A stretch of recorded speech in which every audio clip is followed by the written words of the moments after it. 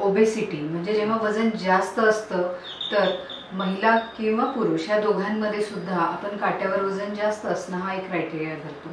पण how to measure fat percentage, तर ह्यासाठी आपण काय करू शकतो की एखादी व्यक्ती जाड आहे पण व्यायाम करते आहे तर त्यांचं फॅट पर्सेंटेज हे कमी असू शकतं.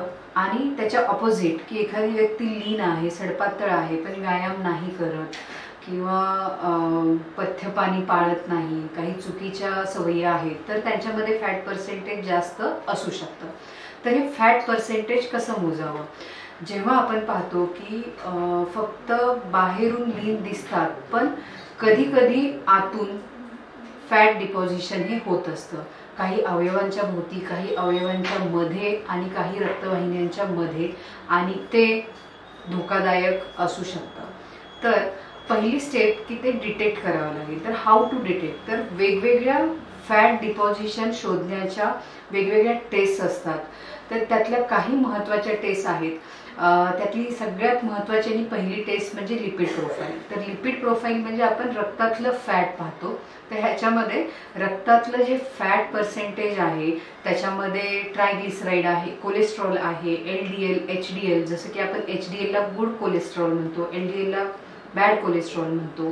तर ह्याचं एक असेसमेंट करणारी टेस्ट म्हणजे लिपिड प्रोफाईल आहे.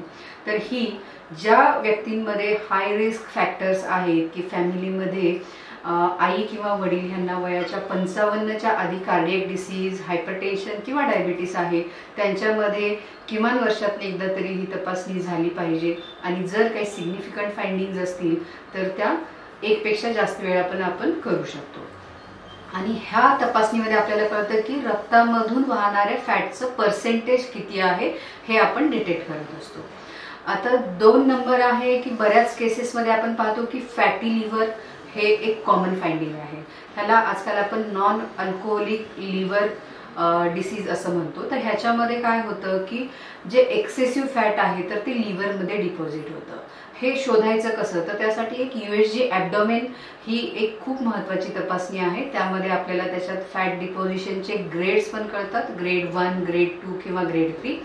किंवा एक पाऊल पुढे जाऊन MRI ॲब्डोमेन ही एक तपासणी असते की ज्याच्यामध्ये आपण फायब्रोस्कॅन म्हणजे फायब्रस टिश्यू किती आहे लिव्हरचा, त्यामध्ये ते एक्झॅक्ट त्याचं रिपोर्टिंग होत असतं.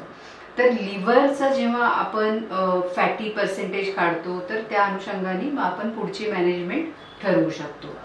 आणि तिसरी आणि सगळ्यात महत्त्वाची गोष्ट जी की आपण खूप अलार्मिंग म्हणतो हार्ट डिसीजेसच्या दृष्टीने, तर ती आहे की कोरोनरी आर्टरीज म्हणजे ज्या हार्टला ब्लड सप्लाय करत असतात त्या कोरोनरी आर्टरीजमध्ये प्लाक तयार होतो कोलेस्ट्रॉलचा, आणि तिथे कधी थ्रॉम्बस वगैरे फॉर्म झाला तर हार्ट अटॅकचे चान्सेस हे हायर असतात.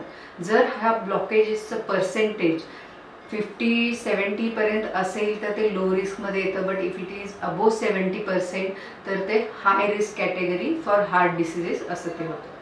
तर हे डिटेक्ट करण्यासाठी एन्जिओग्राफी वगैरे आहेत, पण काही नॉन इन्व्हेसिव्ह जर तपासणी आपण पाहिली तर CT एन्जिओग्राफी ही खूप कमी त्रासदायक आणि खूप चांगलं रिपोर्टिंग असणारी तपासणी आहे. तर ही कॉस्टिंग पण अगदी ह्याची कमी म्हणता येईल की एक 15 ते 20 हजारापर्यंत ही तपासणी होते. तर ह्या जेव्हा गोष्टी आपण पाहत असतो तर इन टाइम डिटेक्शन की तुमच्या लक्षणांनुसार तुमच्या डॉक्टरांचा सल्ला घेऊन तुम्ही करू शकता. आणि ह्या तिन्ही गोष्टींसाठी एकच कॉमन ॲक्शन टेकिंग पार्ट हा आहे की लाईफस्टाईल रिव्हर्सल. तर तुमचं जे जीवनशैली आहे ती तुम्हाला दुरुस्त करणं, जसं की काही आपल्याला चुकीच्या सवयी असतील, काही व्यसनं असतील तर ती बंद करणं किंवा किमान कमी करणं.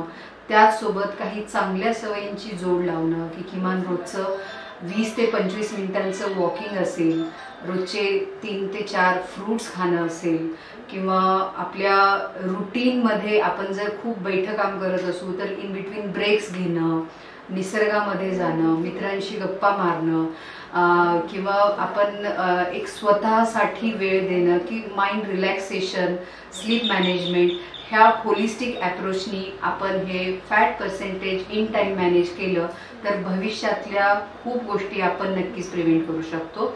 आणि as a doctor I believe की small steps can lead to big difference. तर त्याच्यामुळे take charge of your life and take small steps, doing test. आणि जे काही गोष्टी आपण फॉलो करतोय लाईफस्टाईलमध्ये त्या खूप छोट्या छोट्या असतात, पण खूप इम्पॅक्ट चांगला होतो त्याचा. So follow this for your happy and healthy life. Thank you.